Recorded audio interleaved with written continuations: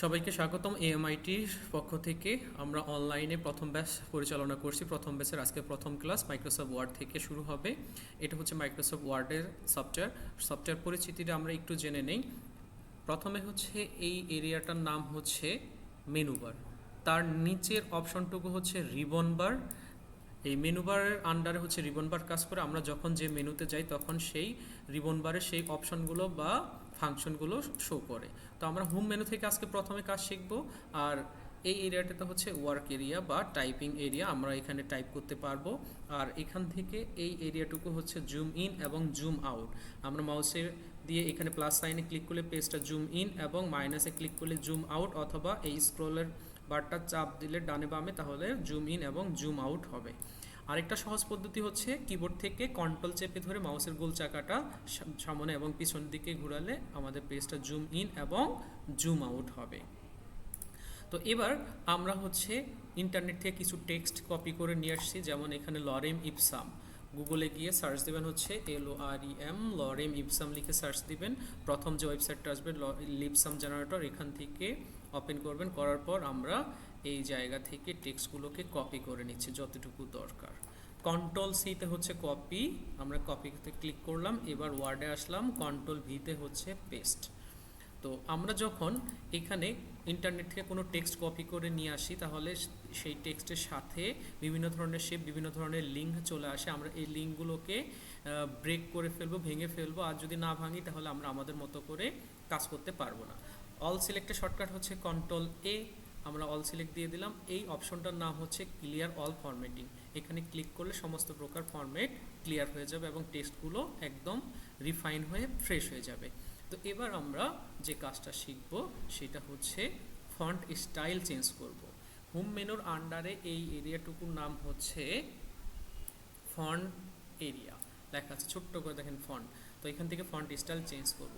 যেমন আমরা এইটুকু সিলেক্ট করলাম, করার পর এই এরিয়াটা হচ্ছে ফন্ট স্টাইল এরিয়া, ক্যালিব্রি বোর্ডে লেখা আছে। এখান থেকে আমরা যেমন এই ফন্টটা ব্যবহার করলাম, দেখেন অনেকটাই তফাৎ। আবার এতটুকু সিলেক্ট করলাম, এখান থেকে আমরা অন্য আরেকটা এরিয়াল ব্ল্যাক একটা ফন্ট দিলাম। আবার এতটুকু সিলেক্ট করলাম, এখান থেকে অন্য আরেকটা ধরেন ক্যালিগ্রাফি টাইপের ফন্ট ব্যবহার করলাম। তাহলে আমরা খুব সহজে এখান থেকে এই এরিয়া থেকে ফন্ট স্টাইল চেঞ্জ করতে পারি। তার পাশের অপশনটা হচ্ছে ফন্ট সাইজ। আমরা যাই করি না কেন সর্বপ্রথম আমাকে আগে সিলেক্ট করতে হবে। যেমন আমি এতটুকু সিলেক্ট করলাম, এখান থেকে ফন্ট সাইজ আমরা 20 করে দিলাম, দেখেন ফন্ট সাইজ চেঞ্জ হয়ে গেল। আবার এখান থেকে এতটুকু সিলেক্ট করলাম, ধরেন ফন্ট সাইজ একদম কমায় দিচ্ছি 8, একদম ছোট ছোট। আবার এতটুকু সিলেক্ট করলাম, এখান থেকে ধরেন হচ্ছে 72 করে দিলাম, অনেক বড় বড় সাইজ। তাহলে আমরা এইভাবে এখান থেকে ফন্ট সাইজ ছোট বড় করতে পারি।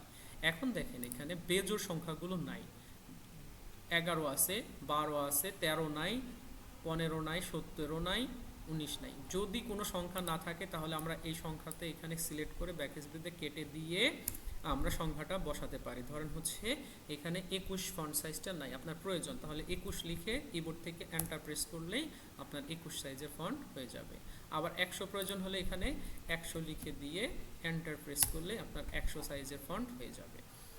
আমরা অফিসে সাধারণত হচ্ছে ফন্ট স্ট্যান্ডার্ড ফন্ট সাইজ হচ্ছে 12, 13 এবং 14। ধরেন 14, সবগুলো সিলেক্ট করে 14 লিখে এন্টার দিলাম, সমস্ত ফন্ট আমার 14 সাইজে চলে আসছে। এখন ধরেন আমরা এটা অবশ্যই চিনি, নন জুডিশিয়াল স্ট্যাম্প পেপার বাংলাদেশ, আমরা এটা সবাই চিনি এই স্ট্যাম্পটা। ধরেন আপনি 14 সাইজের কোনো একটা ফন্ট দিয়ে কোনো কিছু লিখতেছেন, এখন এখানে প্রিন্ট করবেন। প্রিন্ট করতে গিয়ে 14 সাইজের ফন্ট হওয়ার কারণে এই পর্যন্ত আসার পর আরও 2টা লাইন অ্যাক্সেস হচ্ছে, তখন আমরা কি করব? তখন আমরা ফন্ট সাইজটা একটু ছোট করে দেব। যে 14 আছে তাহলে হচ্ছে 13.5 করতে পারি। যদি 13.5-এ চলে আসলো এক পৃষ্ঠায় তাহলে ওকে ফাইন, আর যদি না হয় তাহলে আমরা 13 ব্যবহার করতে পারি। 13.5 কীভাবে লিখব? এখানে সিলেক্ট করার পর এখানে 13.5 লিখে এন্টার প্রেস করলেই 13.5 ফন্ট হয়ে যাবে, তখন এক পৃষ্ঠায় চলে আসবে। এরপরে আমরা ফন্ট সাইজ ছোট বড় করতে পারি হচ্ছে আরও 2টা অপশন আছে। এখানে দেখেন, এখানে 2টা এ আছে, দেখেন একটা এর উপরের দিকে তীর চিহ্ন, একটা এর নিচের দিকে তীর চিহ্ন। আমরা উপরের দিকে ক্লিক করে দেখেন ফন্ট সাইজ বড় হচ্ছে, নিচের দিকে ক্লিক করলে ফন্ট সাইজগুলো ছোট হচ্ছে। আবার আমরা কিবোর্ডের মাধ্যমে ফন্ট সাইজগুলোকে ছোট বড় করতে পারি। ফন্ট সাইজ ছোট করার শর্টকাট হচ্ছে কন্ট্রোল থার্ড ব্র্যাকেট বা সেকেন্ড ব্র্যাকেট ওপেনিং যেটা আছে এটাতে হচ্ছে ফন্ট সাইজ ছোট হবে। কন্ট্রোলটা এক আঙ্গুল দিয়ে চাপ দিবেন আর এক আঙ্গুল দিয়ে এই ব্র্যাকেটটা চাপ দিবেন, দেখেন ফন্ট সাইজ অনেক ছোট হয়ে গেছে। আবার ক্লোজিং যেটা আছে এটাতে চাপ দিবেন, দেখেন ফন্ট সাইজ অনেকটা বড় হচ্ছে। এইভাবে আপনার মন মতো ইচ্ছে মতো যে কোনো সাইজের ফন্ট খুব সহজেই ব্যবহার করতে পারবেন। এরপর আমরা আসি হচ্ছে বোল্ড, ইটালিক এবং আন্ডারলাইন। এই যে এই এরিয়াটা হচ্ছে বোল্ড, ইটালিক এবং আন্ডারলাইন। বোল্ড মানে হচ্ছে সাধারণত টেক্সটগুলো একটু মোটা হবে, যেমন আমি এইটুকু সিলেক্ট করলাম, বিতে ক্লিক করলাম, বোল্ড মানে একটু সাধারণত ফন্টগুলো দেখেন এটা থেকে এটা একটু ডিফারেন্ট। আবার ইটালিকে ক্লিক করলাম, দেখেন ফন্ট আস্তেই করে ডান দিকে একটু হেলে গেল। আবার আন্ডারলাইনে ক্লিক করলাম, দেখেন নিচ দিয়ে একটা সুন্দর আন্ডারলাইন চলে আসলো। আন্ডারলাইনের কালার আপনারা চেঞ্জ করতে পারেন, ধরন চেঞ্জ করতে পারেন। যেমন আন্ডারলাইনের এখানে ড্রপ ডাউন মেনু আছে, এখানে ক্লিক করেন, এই যে আন্ডারলাইনের ধরন দেখেন বাঁকা, আবার ডট ডট দিয়ে ড্যাশ। আবার কালারও এখান থেকে চেঞ্জ করে দিতে পারেন, যে কোনো কালারও আপনি চেঞ্জ করতে পারেন। আবার তো এগুলো আবার বন্ধ করতে চাইলে আমরা যেখান থেকে যেভাবে করেছি ঠিক সেমভাবে বন্ধ করতে হবে। বিতে ক্লিক করেন, এটা আনবোল্ড হয়ে যাবে, ইটালিক বন্ধ হয়ে যাবে, আন্ডারলাইন বন্ধ হয়ে যাবে। আবার মাউসের মাধ্যমে আমরা খুব সহজে, কিবোর্ডের মাধ্যমে আমরা খুব সহজে করতে পারি। কন্ট্রোল বিতে হচ্ছে বোল্ড, কন্ট্রোল আইতে হচ্ছে ইটালিক, কন্ট্রোল ইউতে হচ্ছে আন্ডারলাইন। আমি সবগুলো আপনাদেরকে দিয়ে দিব শর্টকাটগুলো। এরপর আমরা যে কাজটা শিখবো সেটা হচ্ছে সুপারস্ক্রিপ্ট এবং সাবস্ক্রিপ্ট। সুপারস্ক্রিপ্ট কি জিনিস? এটা হচ্ছে সুপারস্ক্রিপ্ট। কোনো লেখার উপরে যদি আমরা পাওয়ার ব্যবহার করতে চাই তাহলে হচ্ছে সুপারস্ক্রিপ্ট, আর কোনো লেখার নিচে যদি পাওয়ার ব্যবহার করতে চাই তাহলে হচ্ছে সাবস্ক্রিপ্ট। যেমন হচ্ছে আমরা স্কোয়ার, এটা তো স্কোয়ার হয়নি তাই না, স্কোয়ার হয়নি, square plus B square equal to A plus B whole square minus 2ab। তো আমরা দেখেন এখানে স্কোয়ারগুলো ব্যবহার করছি, আসলে স্কোয়ারগুলো ব্যবহার হয়নি। তো এইখানে জাস্ট এটা স্কোয়ার হবে, তাহলে এটাকে সিলেক্ট করলাম, করে আমরা যদি সুপারস্ক্রিপ্টে ক্লিক করে দেখেন এবার কিন্তু স্কোয়ার হয়ে গেছে। তো এইভাবে একটা একটা করে সিলেক্ট করে আমরা করতে পারি। আবার একসাথে অনেকগুলো লেখাকেও সিলেক্ট করে করতে পারি। যেমন আমরা পূর্বের অবস্থায় ফিরে যাচ্ছি, কন্ট্রোল জেড। তাহলে একের অধিক ওয়ার্ড, সেন্টেন্স বা বর্ণকে সিলেক্ট করতে হলে প্রথমে একটা ওয়ার্ড বা বর্ণকে সিলেক্ট করতে হবে।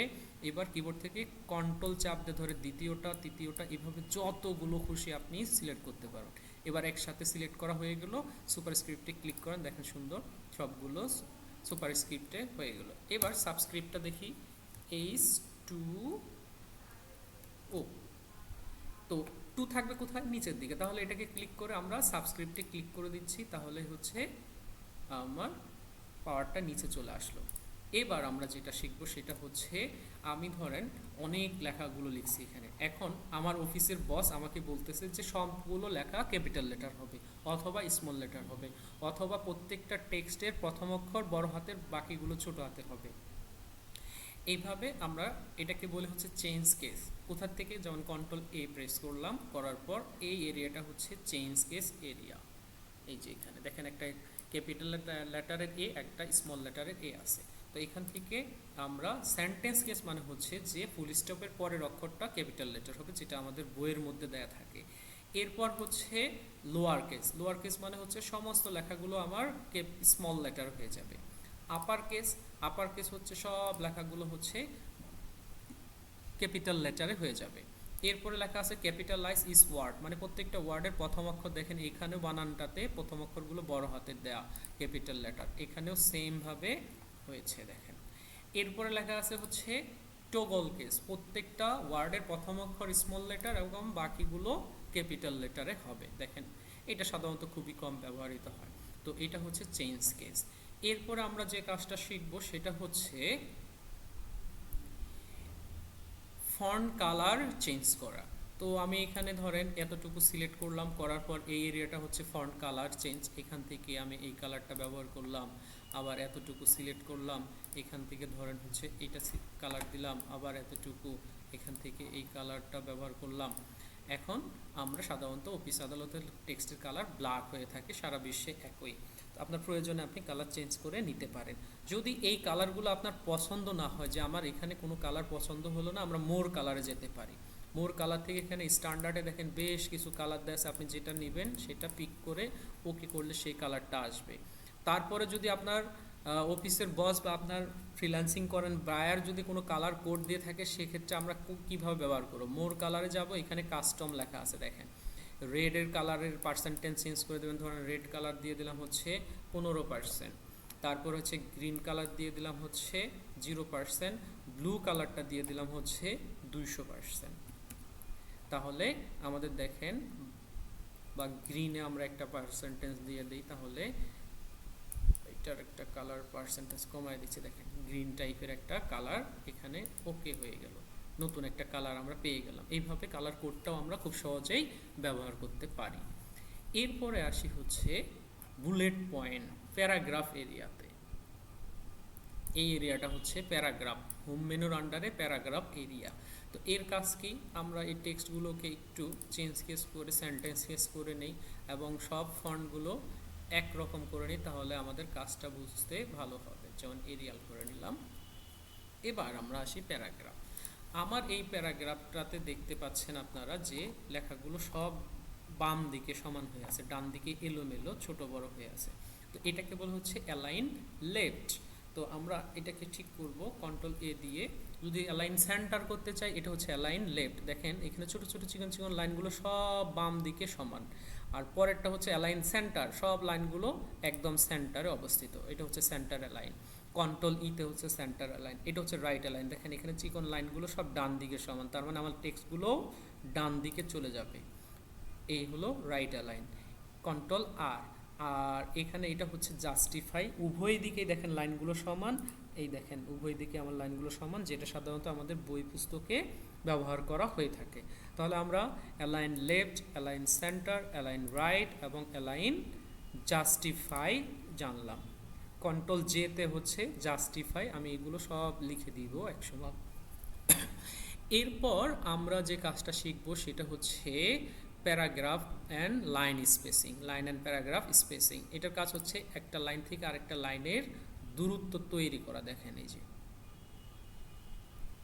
স্ট্যান্ডার্ড হচ্ছে 1.0 অফিসিয়ালি।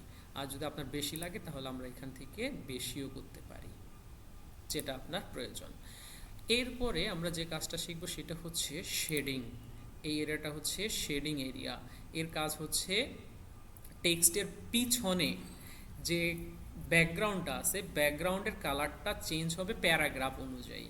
এখানে প্যারাগ্রাফ বলতে হচ্ছে আমরা যখনই একটা লাইন লিখে এন্টার ব্যবহার করি তখনই একটা প্যারাগ্রাফ তৈরি হয়। যেমন এখানে এটা একটা প্যারাগ্রাফ, এই লরেম ইপসাম এখান থেকে শুরু হয়ে,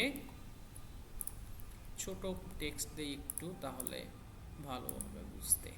যেমন এটা একটা প্যারাগ্রাফ, আবার এখান থেকে শুরু হয়েছে টেক্সট এই পর্যন্ত আসছে একটা প্যারাগ্রাফ, আবার এইখান থেকে একটা প্যারাগ্রাফ শুরু হয়েছে। তো এইভাবে আমরা প্যারাগ্রাফগুলো আইডেন্টিফাই করে ব্যবহার করতে পারি। যেমন এইটা একটা প্যারাগ্রাফ। তো এইখানে আমরা সিলেক্ট করার পর, যেমন ধরেন এইখানে প্যারাগ্রাফে ক্লিক করলাম, এখান থেকে একটা ব্যাকগ্রাউন্ডের কালার দিলাম, এই কালারটা। আবার এখানে ক্লিক করলাম, এখান থেকে ধরেন হচ্ছে আমরা আরেকটা কালার ব্যবহার করলাম। আবার এখানে আসলাম, এখান থেকে ধরেন আরেকটা কালার আমরা ব্যবহার করলাম। তো এইভাবে হচ্ছে আমরা প্যারাগ্রাফের ব্যাকগ্রাউন্ডের কালারগুলো চেঞ্জ করতে পারি। আবার যদি বন্ধ করতে চাই তাহলে যে যে প্যারাগ্রাফের কালারগুলো বন্ধ করবো সেই প্যারাগ্রাফে গিয়ে মাউসটা ক্লিক করে এখান থেকে নো কালার করে দিলে কালারগুলো বন্ধ হয়ে যাবে। এই যে নো কালার, এখানে ক্লিক করেন, এবার পেন বাকেট টুলটার মধ্যে ক্লিক করলে নো কালার হয়ে যাবে। ওকে, এরপরে আমরা আসি হচ্ছে বুলেট পয়েন্ট। এই যে এটা হচ্ছে বুলেট পয়েন্ট। বুলেট পয়েন্ট সাধারণত হচ্ছে লাইনের গুরুত্ব বোঝানোর জন্য আমরা ব্যবহার করে থাকি। যেমন কন্ট্রোল এ ব্যবহার করলাম, বুলেট পয়েন্ট থেকে এখানে এই বুলেটে ক্লিক করলাম, দেখেন প্রত্যেকটা প্যারাগ্রাফের সামনে বুলেট পয়েন্ট ব্যবহার হয়েছে। প্যারাগ্রাফ বলতেই আমরা যখনই এন্টার ব্যবহার করব তখনই একটা প্যারাগ্রাফ তৈরি হয়। তো আমরা যদি বুলেট পয়েন্টগুলো চেঞ্জ করতে চাই, সাপোজ মনে করেন আমি এই 4টা বুলেট পয়েন্ট ঠিক রাখবো, বাকিগুলো চেঞ্জ করব, তাহলে বাকিগুলো সিলেক্ট করার পর আমরা বুলেট পয়েন্টে এসে ধরেন টিক মার্কটা ব্যবহার করব বা অন্য একটা ব্যবহার করব, এটা ব্যবহার করব, তাহলেও আমরা করতে পারি। আর যদি সবগুলো বন্ধ করতে চাই কন্ট্রোল এ দিবেন, এখান থেকে লেখা আছে দেখেন নান, তাহলে সমস্ত বুলেট পয়েন্ট বন্ধ হয়ে যাবে। এরপরে আসি হচ্ছে আমরা নাম্বার, যে আমাদের এখানে কতগুলো প্যারাগ্রাফ আছে সেগুলো নাম্বার অনুযায়ী আমরা দেখতে পারবো। এই যে নাম্বার লিস্টে এসে এইখানে একটা ক্লিক করে দেন, দেখেন এগুলো নাম্বার হিসেবে 12টা প্যারাগ্রাফ আছে, এখানে আমরা 12টা প্যারাগ্রাফ দেখতে পাচ্ছি। এগুলো অন্য অন্যভাবে যদি রোমান সংখ্যায় দেখতে চান, ABCD দিয়ে দেখতে চান, সবভাবেই এখানে আপনারা ব্যবহার করতে পারবেন। তো এরপর যদি প্রয়োজন না হয় তাহলে নানে ক্লিক করে দেবেন, নাম্বারগুলো সব বন্ধ হয়ে যাবে। এরপর আমরা যে কাজটা শিখবো হচ্ছে MCQ প্রশ্ন তৈরি করা, মাল্টিপল লিস্ট। যেমন আমি এই পেজে আসলাম, আসার পর এই যে মাল্টিপল লিস্টে যাওয়ার পর নানের ঠিক ডান পাশের অপশনটাতে একটা ক্লিক করে দিচ্ছি, দেখেন 1 এসে একটা ব্র্যাকেট আসছে। ধরেন আমি একটা প্রশ্ন লিখছি, what is your favourite game. এবার প্রশ্নবোধক চিহ্নটা দিয়ে দিলাম। এরপর আমরা কি প্রয়োজন, আমাদের ABCD 4টা অপশনের দরকার। তাহলে আমার লাইনটা যখন শেষ হবে তখন আমি এন্টার প্রেস করব। 2 আসছে, এই 2কে কনভার্ট করতে হবে ABCD-তে। কিভাবে কনভার্ট করব, আমরা কিবোর্ড থেকে যদি ট্যাব বাটনে প্রেস করি তাহলে খুব সহজেই 2টা কনভার্ট হবে এতে। ধরেন হচ্ছে ক্রিকেট, এন্টার দিবেন তাহলে আসবে B number, FOOTBALL, football, enter দিবেন সি নাম্বার আসবে, HOCKEY, হকি, এন্টার দেন, ডি আসলো। এবার ধরেন বাংলাদেশের জাতীয় খেলা হাডুডু। এবার আপনার যদি এখন এন্টার দেন তাহলে দেখবেন ই নাম্বার আসতেছে, কিন্তু আপনার তো ই প্রয়োজন না, আপনার হচ্ছে প্রয়োজন 2 নাম্বার। তাহলে কিবোর্ড থেকে আপনি 2বার এন্টার দিবেন, 1 2, তাহলে 2 নাম্বার প্রশ্নটা চলে আসলো। এবার আসেন, what is your favourite colour. এবার প্রশ্নবোধক চিহ্ন দিয়ে এন্টার দেন, 3 আসছে, 3কে কনভার্ট করতে হবে ABCD-তে। কি করতে হবে তাহলে, ট্যাব বাটনে প্রেস করতে হবে, red, enter, green, enter, blue, enter, PURPLE, purple. এরপর কি করতে হবে, 3-এর দরকার, তাহলে 2বার এন্টার। নাম্বার যখনই হবে প্রয়োজন তখনই 2বার এন্টার দিবেন। নাম্বারকে যখন হচ্ছে ABCD-তে কনভার্ট করবেন তখন ট্যাব চাপবেন। এইভাবে আমরা মাল্টিপল লিস্ট প্রশ্নটা তৈরি করতে পারি। তো এটা ছিল হচ্ছে মোটামুটি প্যারাগ্রাফ এরিয়া থেকে। আরেকটা অপশন আছে হচ্ছে আমরা বর্ডার কি, যেমন ধরেন আমি এই প্যারাগ্রাফটার উপর দিয়ে কোনো একটা বর্ডার অ্যাড করতে চাচ্ছি, সেটা এই বর্ডার থেকে বটম বা টপ বর্ডার, দেখেন টপে দিলাম, টপে একটা বর্ডার আসলো। এটাতে যাচ্ছে হচ্ছে চারোদিকে, তাহলে হচ্ছে এই বর্ডারটা আউটসাইড বর্ডারে ক্লিক করে দিলে চারোদিকে বর্ডারটা আসবে। যদি বর্ডার আমার প্রয়োজন না হয় তাহলে আমি আবার এখানে আসবো, এসে এখান থেকে নো বর্ডার করে দিব, তাহলে বর্ডারটা চলে যাবে। আমরা এই বর্ডারের আরও একটা কাজ জানবো এবং হচ্ছে বুলেট পয়েন্টের কাজও জানবো। যেমন ধরেন আমরা একটা টেবিল তৈরি করলাম, ইনসার্ট থেকে টেবিল তৈরি করতে হয়, 3টা কলাম 2টা রো নিলাম, 6টা ঘর হলো, 6টা ঘরে 6টা, যেমন কালারের নাম লিখছি রেড, ট্যাব বাটনে প্রেস করলে পরের ঘরে চলে যাবে, গ্রিন, ট্যাব YELLOW হলো, আবার ট্যাব বাটনে প্রেস করে নিচে আসবে পার্পেল, তারপরে হচ্ছে ব্লু, তারপর হচ্ছে VIOLET, ভায়োলেট। আচ্ছা, এবার আমরা টেবিলটা ব্যবহার করলাম। আমরা চাচ্ছি যে টেবিলের যে কয়টা রং আছে আমরা প্রত্যেকটা রঙের সামনে একটা করে টিক মার্ক ব্যবহার করব। আমি এই টেক্সটগুলো আবার নিচেও এমনি ধরেন আমি হচ্ছে লিখে নিচ্ছি, এখানে একটা লিখলাম, তারপরে গ্রিনটাকে ধরেন কপি করলাম, করে একটা ট্যাব দিয়ে একটু দূরে যাচ্ছি, পেস্ট করলাম, আবার ইয়োলাটাকে কপি করলাম, করে এখানে আবার ট্যাব দিয়ে ধরেন দূরে গিয়ে বসালাম, আবার এন্টার দিয়ে নিচে আসলাম, এবার নিচের কালারগুলো কপি করলাম, CTRL-V, আবার ট্যাব বাটন দিচ্ছি, ব্লু কালারটাকে কপি করলাম, এবার পেস্ট করলাম, আবার ভায়োলেট কালারটাকে কপি করলাম, ট্যাব দিচ্ছি, পেস্ট করলাম। এবার দেখবেন যে এই বর্ডার বা এই টেবিলের এইখানে কি হয় আর এখানে কি হয়। সাপোজ আমি সমস্ত রঙগুলোকে সিলেক্ট করলাম, করার পর আমি বুলেট পয়েন্ট থেকে ধরেন এই টিক মার্কটা অ্যাড করে দিলাম। দেখেন প্রত্যেকটা কালারের সামনে কি টিক মার্ক বসে গেছে, কারণ এখানে কম্পিউটার বুঝতে পারতেছে যে প্রত্যেকটা জিনিসই আলাদা আলাদা। কিন্তু এইখানে দেখেন কি হয়, সম্পূর্ণ ওই আগের মতো সিলেক্ট করলাম, এখান থেকে বুলেট পয়েন্ট সেম বুলেট পয়েন্টটা ব্যবহার করলাম, এখানে মাত্র 2টা কালারের সামনে আমার কি আসছে, টিক মার্ক আসছে। কারণ কম্পিউটার বুঝতেছে যে এই টোটালটা একটা লাইন, একটা প্যারাগ্রাফ, এখানে একটা প্যারাগ্রাফ, যার কারণে 2টা লাইনে বা 2টা প্যারাগ্রাফের সামনে কালারটা ব্যবহার হয়েছে। এখন যদি আমরা এইভাবে দেই তাহলে সবগুলো সামনেই ব্যবহার হবে। এখন চাচ্ছি যে আমি এই বর্ডারগুলোকে কি বন্ধ করে দিতে, তাহলে টেবিলের পুরো টেবিলটাকে সিলেক্ট করব, করার পর এই বর্ডার থেকে নো বর্ডারে ক্লিক করে দিলেই বর্ডারটা চলে যাবে একদম প্লেন, আমরা টেক্সটটা দেখতে পারবো। তো আপনাদের পরীক্ষা হবে, পরীক্ষায় এই কাজটা থাকবে, আপনারা ভালোভাবে এটা শিখে নেবেন। এরপরে আসি হচ্ছে আমরা স্টাইল এরিয়াটাতে। এই এরিয়াটা হচ্ছে স্টাইল এরিয়া।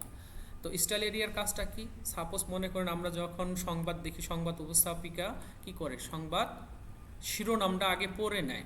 তো আমরা এখানে ধরেন সংবাদ শিরোনামটা কিভাবে তৈরি করব এবং শিরোনামের ভিতরে কিভাবে বিস্তারিত খবর থাকবে বা বিস্তারিত রিপোর্টটা থাকবে সেটা আমরা একটু জেনে নেব। তো আমি একটু জুম আউট করে নিচ্ছি। ধরেন এটা হচ্ছে একটা সংবাদের শিরোনাম, জাস্ট শিরোনামের সামনে মাউসটা রাখবেন, রাখার পর হেডিং 1-এ ক্লিক করবেন, তাহলে দেখবেন এইখানে একটা তীর চিহ্ন চলে আসছে, একটা হেডিং ব্যবহার হয়ে গেছে শিরোনাম। এরপরে এখানে একটা ক্লিক করবেন, ধরেন এটা একটা শিরোনাম, তারপরে এটা একটা শিরোনাম, আমরা হেডিং 1-এ ক্লিক করলাম, তারপরে ধরেন এটা একটা শিরোনাম, হেডিং 1-এ ক্লিক করলাম। এবার এগুলোর কাজ কি, কেন ক্লিক করলাম, কি করব, দেখেন এই শিরোনামটার আন্ডারে আমরা এই সংবাদটা রাখছি, তাহলে এই সংবাদটা আমরা চাচ্ছি যে প্রথমে বিস্তারিতটা থাকবে না, শুধু আমরা হেডলাইনটা দেখতে চাই, তাহলে জাস্ট এখানে একটা ক্লিক করে দেন, দেখেন হেডলাইনটা চলে আসলো। এটাও সেম, যে আমরা এই বিস্তারিত সংবাদ দেখতে চাই না, এই হেডলাইনে আমরা এখানে ক্লিক করে দিলাম, দেখেন লেখাটা ওর ভিতরে চলে গেল। এখানেও সেম, এখানেও সেম। 4টা আমার হেডলাইন করছিলাম, 4টা হেডলাইন আমি যখন সংবাদ বা অফিসে বসকে আমি রিপোর্ট প্রদান করব, তখন বসকে বলবো যে বস আমি যে রিপোর্ট তৈরি করছি তার শিরোনামগুলো হচ্ছে এটা, আপনি যদি চান তাহলে বিস্তারিতটা ভিতরে গিয়ে দেখে নিতে পারেন। তখন বস কি করবেন, রিপোর্টটা হাতে পাওয়ার পর বা সংবাদ উপস্থাপক সংবাদটা পাওয়ার পর জাস্ট শিরোনামটা বলবেন এবং পরবর্তীতে বিস্তারিত বলার জন্য বা দেখার জন্য এইখানে একটা ক্লিক করবেন, তাহলে দেখেন বিস্তারিতটা দেখলো বা পড়ার পরে উনি আবার এটাকে লুকায় রাখবেন, ধরেন এখানে ক্লিক করলে লেখাগুলো লুকায় গেল, তারপরে আবার এখানে ক্লিক করবেন, সেমভাবে আসবে, সেমভাবে আমরা রিপোর্টগুলো দেখে এইভাবে কাজগুলো করতে পারি। এখন যদি মনে করেন যে না আমি এরকম কোনো শিরোনাম রাখবো না, আমার আগে যেভাবে ছিল ওভাবেই থাকবে, তাহলে অল সিলেক্ট করেন, Ctrl+A-তে দেন, দেওয়ার পরে লেখা আছে দেখেন নর্মাল, নর্মালে ক্লিক করে দেন, আগের মতন সব কিছু বি নর্মাল হয়ে যাবে। তো এরপর আমরা আসি হচ্ছে ফাইন্ড অ্যান্ড রিপ্লেসের একটা কাজ। তো ফাইন্ড অ্যান্ড রিপ্লেসের কাজ কি, যেমন এখানে দেখেন একটা বাইনোকুলারের মতন দেখতে পাচ্ছি, এখানে একটা ক্লিক করেন, এই পাশে একটা নেভিগেশন আসবে, এই সার্চ বারে আমরা এই প্যারাগ্রাফের মধ্যে কোনো একটা শব্দকে খুঁজে বের করতে চাচ্ছি যে এই শব্দটা কতবার ব্যবহার হয়েছে। সাপোজ লরেম ইপসাম শব্দটা আমরা খুঁজে বের করব, তাহলে লরেম ইপসাম শব্দটাকে কপি করবেন, বেশি দূর নেবেন না, একদম লেখার পাশ সাথে থাকবে, যেমন এটা একটু কিন্তু দূরে এরকম না, একদম কাছাকাছি থাকবে, যেমন এই পর্যন্ত এম পর্যন্ত। Ctrl+C-তে কপি, আমরা এই সার্চ বারে এসে Ctrl+V করে দিলাম, দেখেন একটা রেজাল্ট দেখাচ্ছে যে 18 রেজাল্ট, 18 জায়গায় লরেম ইপসাম শব্দটা আছে এবং এখানে ইয়েলো মার্ক করে করেও দেখাচ্ছে যে এই জায়গাগুলোতে লরেম ইপসাম আছে। তো এখন আপনার বায়ার আপনাকে বললো যে, বা অফিসের বস বললো যে এই লরেম ইপসাম চেঞ্জ হয়ে আপনার নাম বসবে এখানে, তাহলে আমরা কি করব, এটাকে ক্লোজ করে দেই।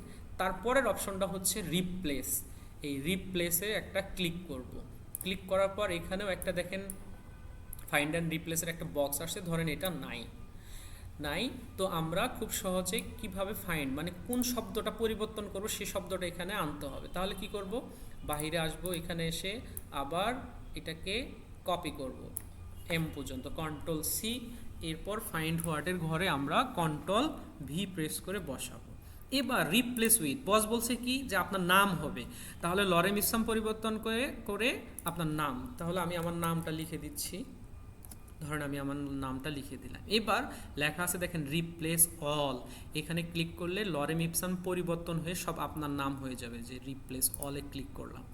এবার কম্পিউটার আপনাকে দেখাচ্ছে যে উই মেড 17 রিপ্লেসমেন্ট, যে আমরা 17 জায়গায় রিপ্লেসমেন্ট করতে পারছি, এক জায়গায় করতে পারি নাই। তাহলে যে আপনি কি করবেন, do you want to continue, yes, এবার ওকে করে দেন, দেন ক্লোজ করে দেন। দেখেন সব জায়গায় আমার নাম চলে আসছে, যে যত জায়গায় লরেম ইপসাম ছিল তত জায়গায় আমার নাম চলে আসছে। তো এইটুকু ছিল হচ্ছে আজকের প্রথম ক্লাসের বিষয়। তো আমি হচ্ছে আপনাদের এখন যে শর্টকাটগুলো ব্যবহার করলাম সেই শর্টকাটগুলো লিখে দিচ্ছি এক থেকে শুরু করে। যেমন এখানে প্রথমে copy equal to CTRL plus C তে কপি, জুম করে দিচ্ছি। তা আমি এই পর্যন্ত কপিটাকে কপি করে নিচ্ছি। এবার এন্টার। কাট, কাট মানে হচ্ছে একবারে কোনো একটা শব্দকে মুছে কোনো এক জায়গায় প্লেস করা।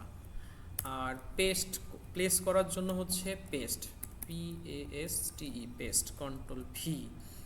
এরপরে ছিল হচ্ছে all select, all SELECT, control এ।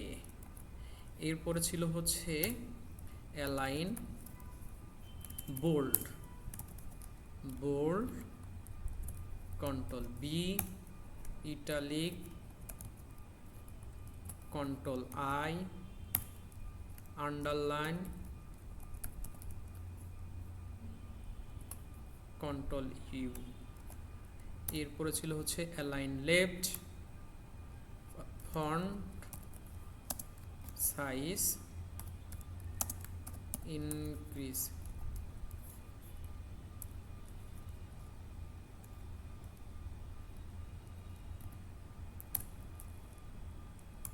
Font size decrease,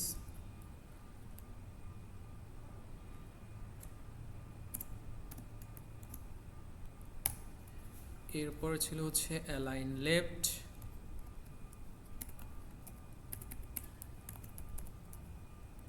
align left, control L, align centre, control E, align right, control R. এরপরে justify, justify equal to control J. এরপরে ছিল হচ্ছে ফাইন্ড, FI, এই যে এটারও একটা শর্টকাট আছে ফাইন্ড, কন্ট্রোল F, এবং রিপ্লেসের শর্টকাট হচ্ছে control H, FIND, find, control F, replace, control H। তো মোটামুটি এই 15টা শর্টকাট আমরা খুব সহজেই ব্যবহার করতে পারি। আরও 2টা শর্টকাট আছে এখানে, সুপারস্ক্রিপ্ট এবং সাবস্ক্রিপ্টে। যেমন সাবস্ক্রিপ্ট, SUBSCRIPT, সাবস্ক্রিপ্টের শর্টকাট কি দিয়েছে ওনারা, শিফট কন্ট্রোল মাইনাস,